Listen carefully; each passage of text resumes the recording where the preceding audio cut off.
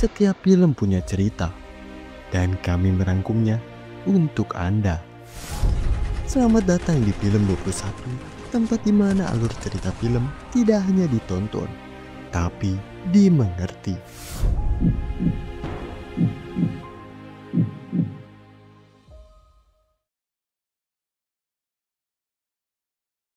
Film dimulai dengan narasi yang dibawain sama seorang anak kecil yang ngeceritain sebuah kisah aneh misterius tentang anak di kelasnya yang hilang.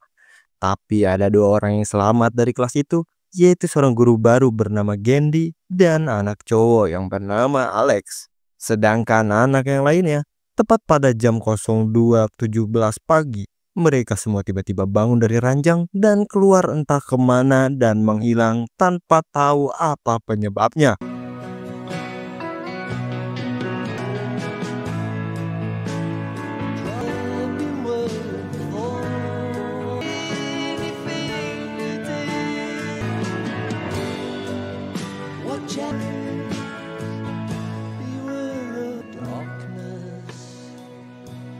Karena kejadian itu, semua orang tua korban dan staf sekolah pun pada sedih dan panik. Sedangkan polisi masih terus nyelidikin kasus ini, nyari keberadaan anak yang hilang. Sampai nanya anak yang selamat, yaitu si Alex. Tapi Alex dan keluarganya mereka nggak tahu apa-apa. Bahkan beberapa anak terekam oleh rumah yang ada kamera. Tapi sayangnya kamera cuma nunjukin pas anak-anak itu pergi ke dalam kegelapan. School were really sad and upset. Videoed by the houses that had cameras. They did. But he told them he didn't know. They also talked to Miss Candy a whole bunch again. Kemudian kita pun masuk ke POV-nya guru wali kelas, yaitu si Justin Gendy. Sekarang dia ini lagi hadirin acara sekolah yang lagi ngebahas tentang anak-anak yang hilang bersama keluarga para korban. Gendy yang guru baru di sekolah, dia ini malah jadi disalahin dan dicurigain atas kasus anak-anak yang hilang oleh salah satu orang tua korban yang bernama Archer. Dia ini ketol banget lah nyangkut pautin kasus ini sama si Gendy. I want to hear from Justine Candy. Any sense at all?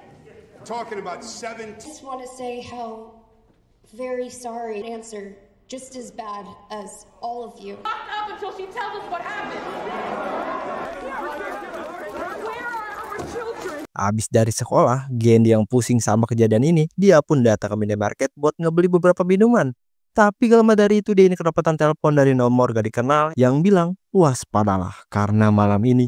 Gendy yang panik, dia pun langsung tutup teleponnya dan langsung cabut. Sedangkan di jalan raya dia ini ngeliat ada satu mobil yang mencurigakan. This? You better watch your back because tonight's the night that I'm...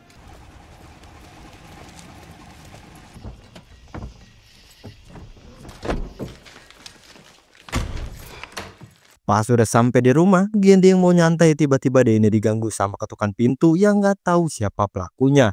Dan dia cuma nemuin kalau mobilnya udah dicat dengan tulisan penyihir.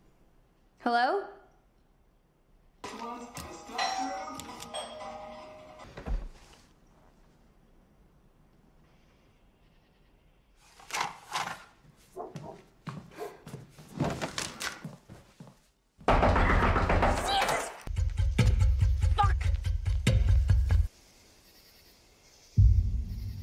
Karena kejadian itu, Gendy ini langsung laporan ke kepala sekolah yang bernama Markus. Dan Markus punyaranin buat si Gendy sekarang mending jangan datang ke sekolah dulu sebelum amukan para orang tua tenang. Distance from this place until folks find time. His life as normal as possible. I would like to speak with Now him. the investigators ransack his house. He's been traumatizing these kids, but you have to realize you aren't. Kemudian Gendy ini datang ke kantor polisi buat bikin laporan tentang teror yang dialamin. Dan gak lama dari itu, Gendy ini ngeliat temannya yang lewat yang bernama Paul. Malamnya, ternyata Gendy ini ngajak si Paul buat minum-minum nemenin dia yang sekarang lagi stres. Dan si Paul ini juga cerita kalau sekarang dia lagi gak serumah sama istrinya. Yang karena itulah percocok tanaman pun terjadi. Stupid work accident. Wait. I texted. I've been thinking about you a lot. My friend wants a drink. Hi. Everybody thinks I'm a witch. Paginya, karena Paul harus balik kerja, dia pun dianterin sama si Gendy buat pulang. Kemudian karena Gendy yang bisa dibilang sekarang Denny lagi cuti, dia yang penasaran khawatir sama si Alex coba buat ikutin si Alex sampai ke rumahnya.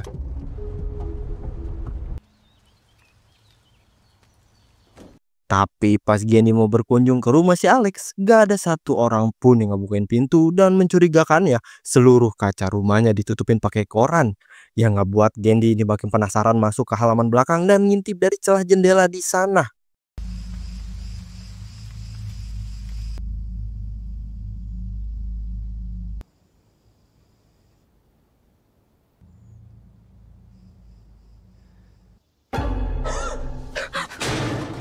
Yah, Gendy pun dibuat panik karena dia ngeliat ada dua sosok orang di dalam diam kaku mencurigakan. Karena kejadian tadi, Gendy ini langsung nelpon si Markus kepala sekolah buat ngasih tahu apa yang dia lihat tadi. Pokoknya rumah Alex ini mencurigakan banget lah, ada yang aneh. Tapi Markus ini malah marahin si Gendy, dia nggak suka sama cara si Gendy yang kepoin kehidupan murid sekolahnya. Well, technically, his window's taped up. Doesn't that seem strange to you? Can we just focus on the fact that house? I'm gonna do you the courtesy for getting this phone. Kemudian Gendy ini datang ke minimarket buat beli stok minuman, tapi gak lama dari itu tiba-tiba datang seorang wanita yang ternyata itu adalah istrinya si Paul yang gak terima Gendy ini tidur sama si Paul.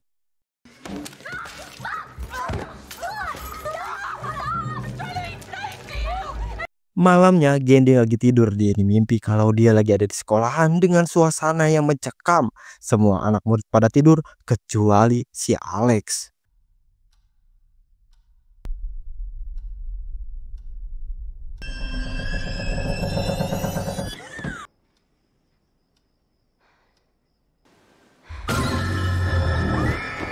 Besokan harinya, Gendy langsung nemuin si Alex tunggu di jalan rumahnya buat nanyain kabar si Alex. Tapi si Alex ini sikapnya dingin banget, dia cuman bilang, jangan ikutin aku.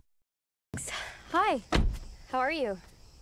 That everything's alright. Don't follow me! Karena ngerasa ada yang janggal sama keluarga si Alex, Gendy pun coba buat selidiki sendiri di depan rumah si Alex sampai malam hari tiba.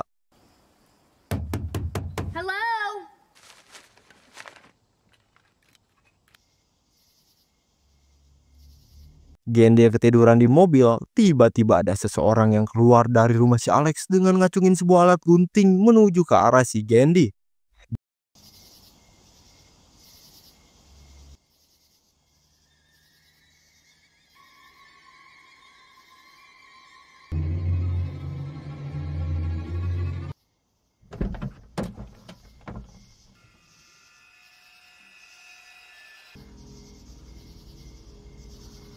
Dari POV si Gendy, sekarang kita pindah ke POV-nya si Archer. Dia adalah salah satu orang tua dari anak yang hilang, dan sampai sekarang Archer ini masih nyari tahu tentang anaknya hilang kemana.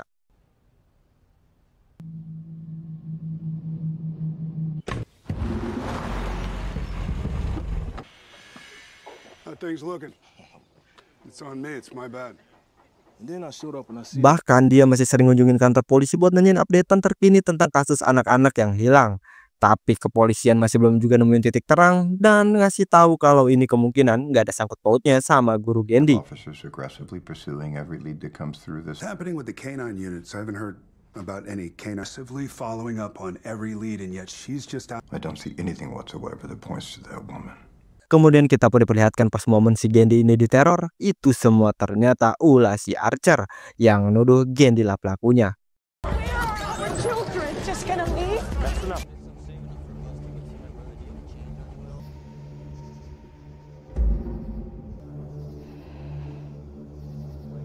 Malamnya, Archer lagi tidur, dia ini dapat mimpi pas kejadian anaknya tiba-tiba kebangun jam 2.17. Anaknya ini langsung lari keluar, Archer yang lihat itu dia pun coba buat ikutin anaknya sampai ke rumahnya si Alex.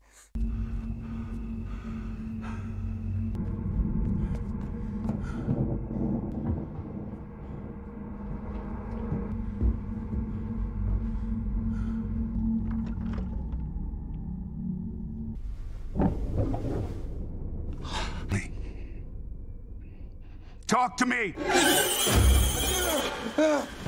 Karena mimpi itu, Archer ini pagi langsung cek DNA kota dan cocokin garis lurus sama lokasi rumah pas di mimpi dia tadi.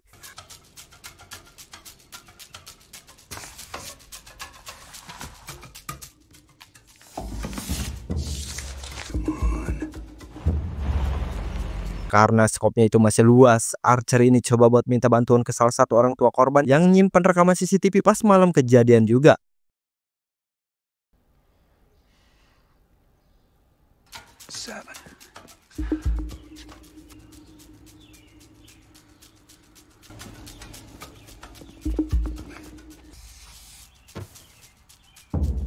Abis sudah dapat arahnya, Archer ini langsung tarik garis lurus lagi, sambungin sama garis rumah dia buat memperkecil skop yang kemungkinan lokasi rumah yang ada di mimpinya.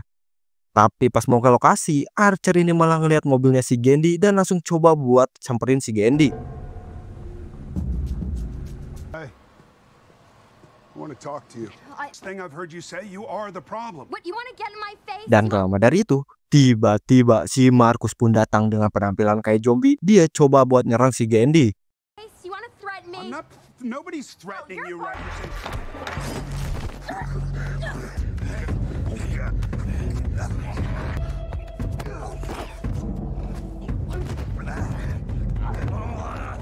Kemudian dari POV-nya si Archer, kita pindah ke si Paul, teman polisi si Gendy. Dia yang lagi jaga sekitaran kota, ngelihat ada seseorang yang mencurigakan dan langsung coba buat ngejar orang itu.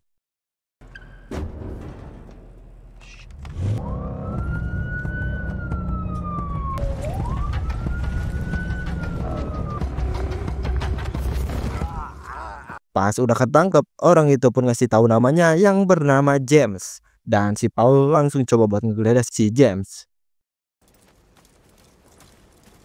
Hey, what's your hands in there, James? No, sir, I do not. Fuck. You sure? I don't want to get poked by anything. Tapi Paul yang ternyata orangnya parnoan sama penyakit, dia ini dengan refleks langsung nonjok si James sampai pingsan. Dan pas dia sadar kalau aksi dia ini direkam sama kamera mobilnya, dia pun langsung panik, minta jalan kesepakatan sama si James dengan bilang kalau dia bakal bebasin si James dengan syarat jangan pernah muncul di wilayah ini lagi. Okay, up you, okay? I'm gonna get in my car in a second. I'm gonna drive, see you out here again. It's gonna be a different story. I don't want to see you here again, okay? The way I see it, take these cuffs off you. 1, 2. Karena kejadian tadi, Paul ini langsung ngobrol sama atasannya dan atasannya pun ngasih tahu kalau Paul bakal aman kalau orang itu nggak ngelapor tentang kejadiannya. This isn't reported. That footage is gonna sit on a drive. Paul, you're gonna be in some serious. Di tengah kepusingannya, Paul tiba-tiba dapat chat dari si Gendy ngajaknya minum-minum dan itulah kenapa Paul ini mau datang. Karena dia mau lampiasin kepusingannya itu sama si Gendy.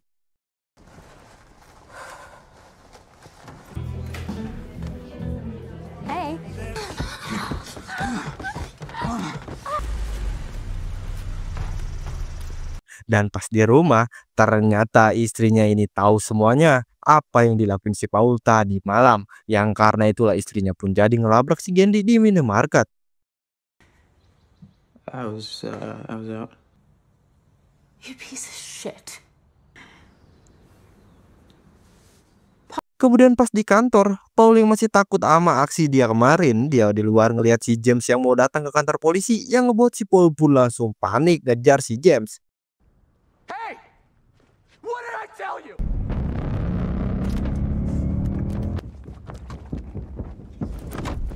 Dari si Paul, kita pindah ke POV-nya si James. Dia adalah seorang tunawisma yang kecanduan narkoboy. Tapi karena narkoba dia ini habis, dia pun dengan segala cara coba buat dapetin uang. Yo, new phone, whole outfit, because you know, like I said, it's fancy. And, love you.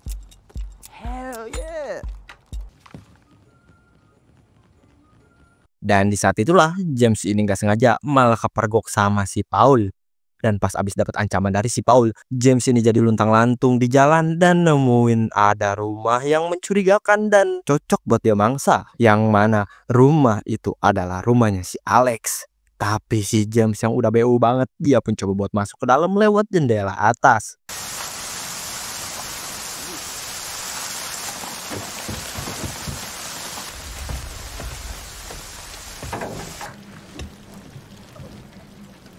Pas udah di dalam, dia pun langsung nyari barang-barang berharga di sana yang sekiranya dia bisa jual nanti.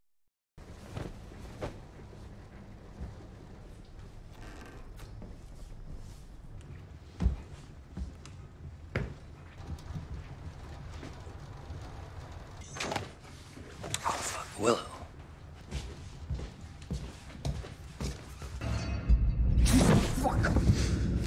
Tapi tiba-tiba ada dua orang yang muncul di belakangnya dengan keadaan kaku gak gerak. Ngelihat itu bukannya panik, si James ini malah lanjut lagi farming ngejarah barang-barang yang ada di sana.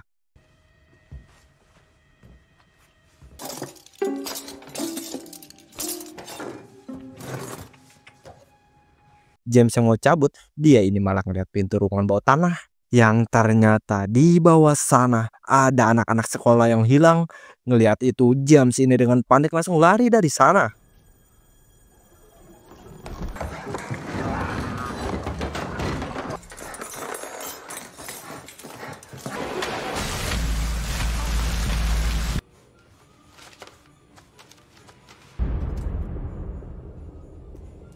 Pas si James lagi ngejual barang-barang jarahannya, di sana dia ini ngeliat ada poster sayembara. Buat siapa saja yang bisa ngasih informasi tentang anak-anak yang hilang, bakal dapat hadiah $50.000.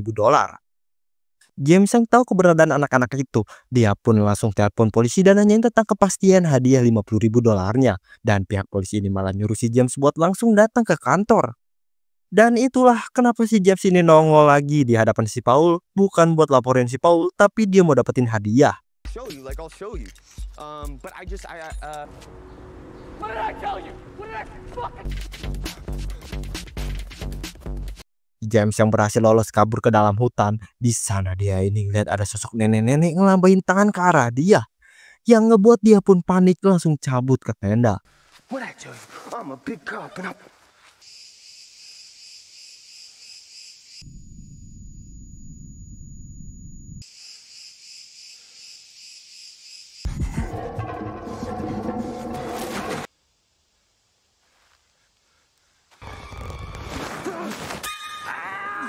Yang ternyata orang yang datang adalah si Paul. Karena itulah Paul yang kesel, dia pun coba buat nodongin si James. Sedangkan si James, dia yang ke pojok langsung ngasih tahu kalau dia tahu keberadaan anak-anak yang hilang.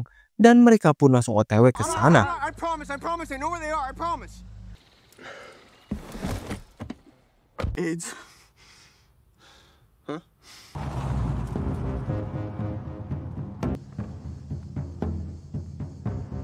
Pas mereka udah sampai di depan rumahnya si Alex, si Paul ini malah nekat datang sendirian ngecek ke dalam. Yang anehnya, Paul ini dibolehin buat masuk. Rude, but like, how do I know you aren't gonna try and like...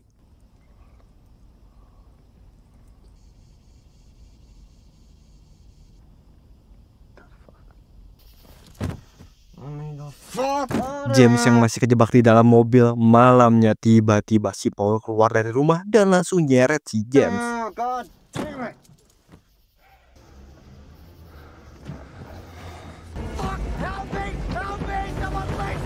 Kemudian kita pun masuk ke POV-nya si Marcus. Dia yang belanja ditemenin si Terry. Kedapatan telepon dari si Candy tentang laporan rumah si Alex yang mencurigakan. By law. Order, you have to. Okay, here's what I'll do. I'm gonna do you the courtesy of forgetting that this phone. I'm gonna take it there. Is this the corner you're gonna... Karena itulah pas di sekolah, Marcus ini manggil orang tua si Alex.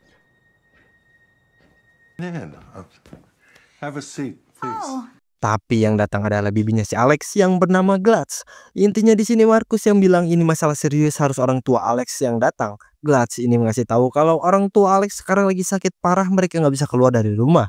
Marcus yang denger itu, dia pun gak masalah, dia bakal datang ke rumah.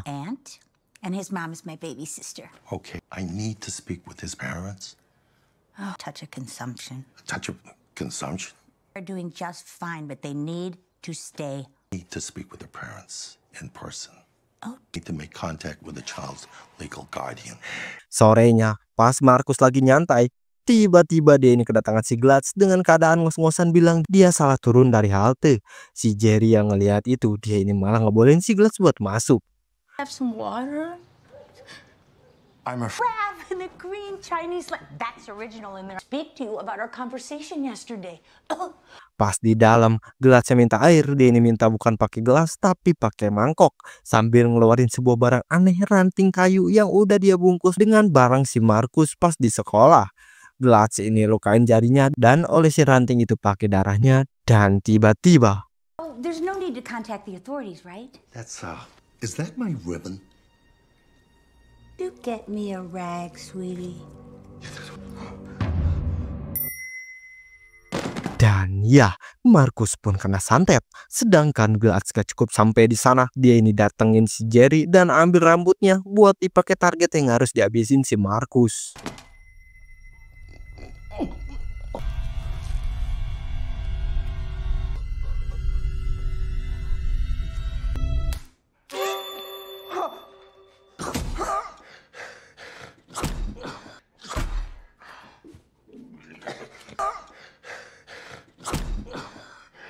Jerry udah meninggal, Gladys ini cemplungin rantingnya itu dan langsung ganti rambutnya si Jerry pakai rambutnya si Candy.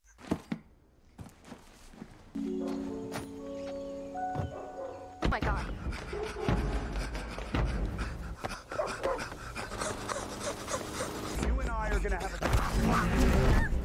Dan itulah penyebab kenapa si Markus ini bersikap aneh kayak zombie dan langsung nyerang brutal si Candy di pom bensin.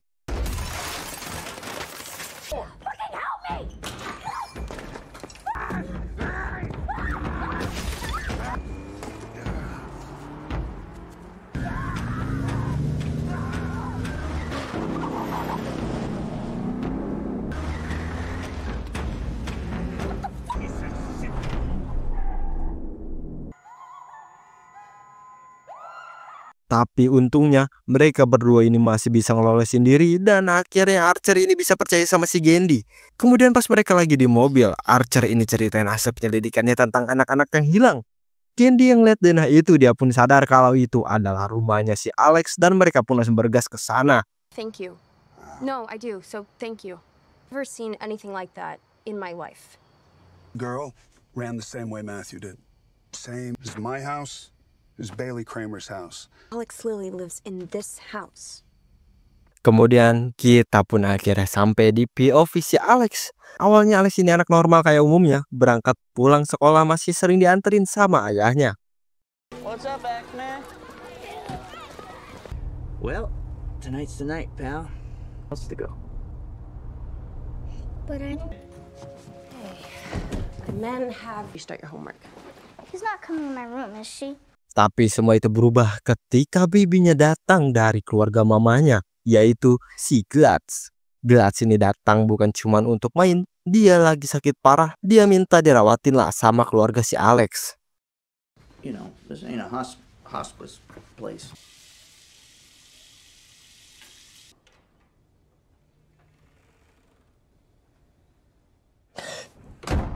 Yang mana itu ngebuat si Alex ini bahkan ayahnya gak nyaman dengan kehadiran bibi Gladys. Love you. Fine. Matthew, let's go. Get your bag.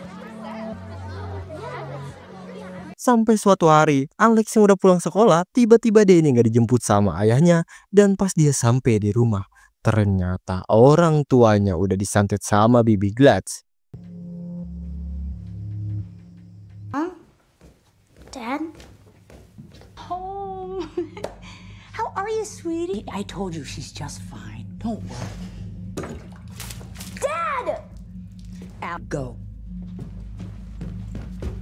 Kemudian Gladys ini ngebiarin si Alex tetap normal dan ngancem buat si Alex ini jangan bilang ke siapa-siapa tentang ini. Sambil dia nunjukin kalau dia bisa nyakitin orang tua Alex kapanpun yang dia mau. Today, I want you to promise that you will not tell a much.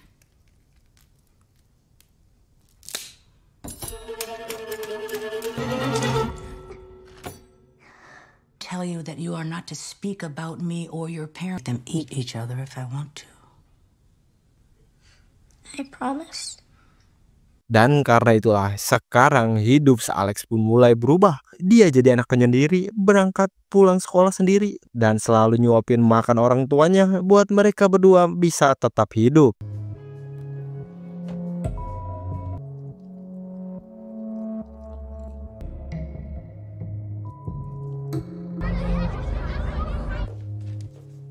Suatu malam, Alex yang lagi tidur tiba-tiba dipanggil sama bibi Gladys buat ngasih tahu kalau dia sekarang lagi sakit parah, tapi orang tua Alex gak bisa ngebantu itu.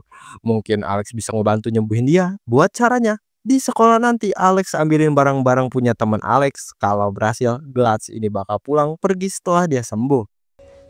I'm very sick, Alex. What will make you better? Bring an object from each of your classmates home to me. What I need. I go back home. Ngedenger itu, Alex pun ngiyain dan mulai coba buat ambil-ambilin barang teman sekelasnya.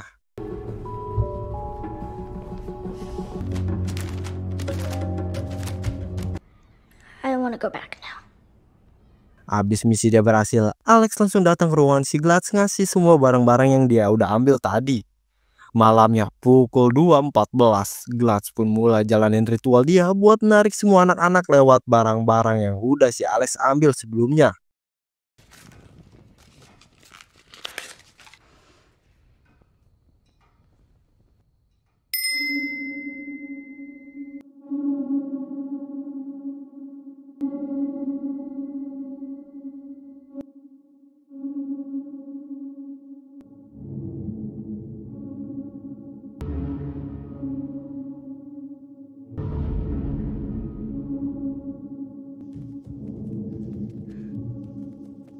Dan itulah penyebab semua anak-anak di kelas pada hilang misterius. Alex yang selamat, detektif pun berencana buat ngegeledah rumahnya, yang ngebuat mereka pun mulai bersih-bersih dan mindahin semua anak-anak.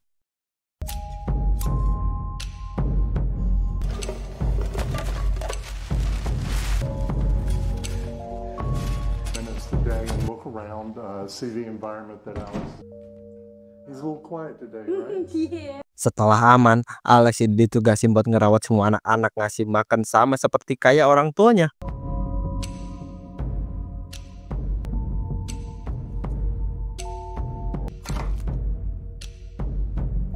Suatu hari, Alex yang baru pulang sekolah melihat ada mobil polisi di depan dan di dalam ternyata si Paul ini udah kena santet, gak bisa bergerak, begitu juga sama si James. Sedangkan si Gladys, dia nyuruh si Alex buat kemasin semua barang-barangnya karena kita bakal pergi besok, dan ngasih peringatan buat jangan ngelangkahin garamnya.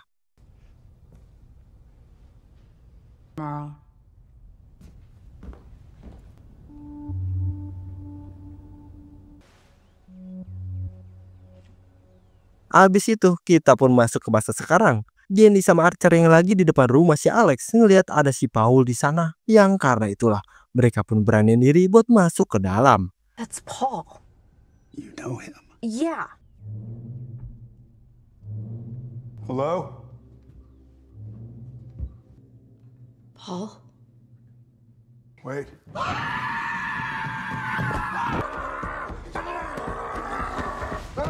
Dan ya, pas mereka ngelangkahin garis garam yang ada di lantai, Paul sama si James pun langsung nyerang mereka berdua.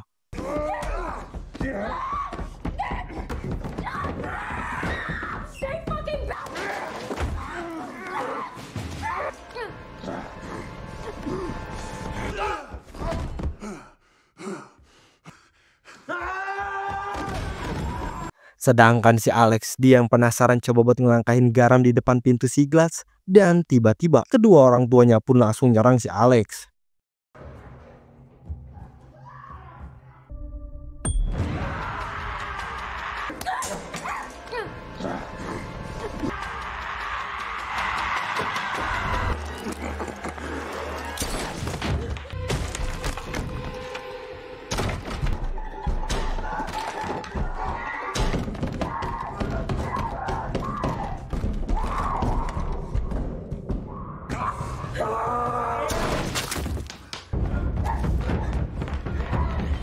Di tempat si Archer, dia ngebuka pintu ruangan bawah tanah. Akhirnya nemuin keberadaan anak-anak yang hilang, dan dia pun langsung nyari keberadaan anaknya.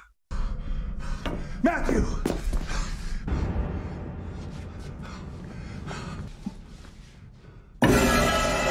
Tapi sayangnya, Archer ini malah ketemu sama si Gladys yang ngebuat dia pun kena santet. Sedangkan si Alex, dia yang udah ke pojok di kamar mandinya si Gladys, nemuin ada ranting kayu si Gladys di sana, yang karena itulah Alex ini coba buat gunain itu percis kayak apa yang dilakuin si Gladys.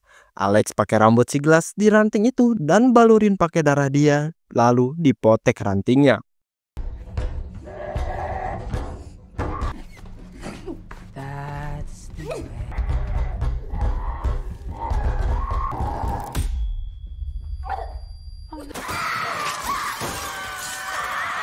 Dan ya, Ternyata itu berhasil. Semua anak-anak tiba-tiba keluar dari ruangan bawah tanah dan langsung ngeburu si Glass layaknya zombie.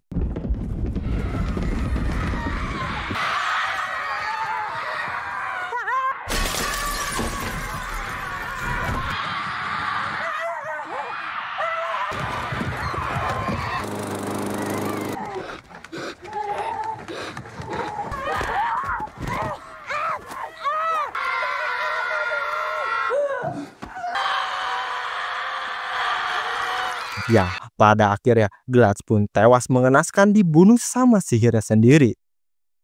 Archer yang udah bersadar, dia ini ngeliat keadaan rumah yang udah hancur dan coba buat ikutin jejak mereka. Sedangkan si Gandy, dia ini coba buat ke atas nyari keberadaan si Alex.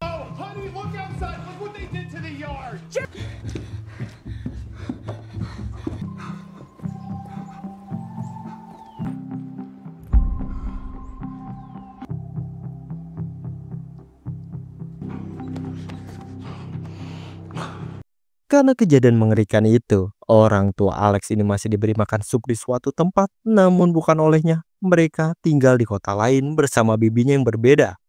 Sedangkan buat semua anak-anak, mereka kembali bersama orang tuanya dan beberapa di antaranya mulai bicara lagi tahun ini. Dengan terungkapnya misteri hilangnya semua anak-anak di kelas, cerita film kali ini pun selesai. Alex's parents still all of the kids from his class. He moved to another town and lives with a different aunt.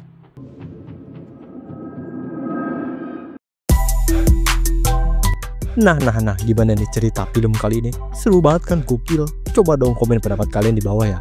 Dan jangan lupa di like yang banyak, oke? Makasih semuanya udah nonton dan juga udah klik tombol subscribe-nya. See you next video.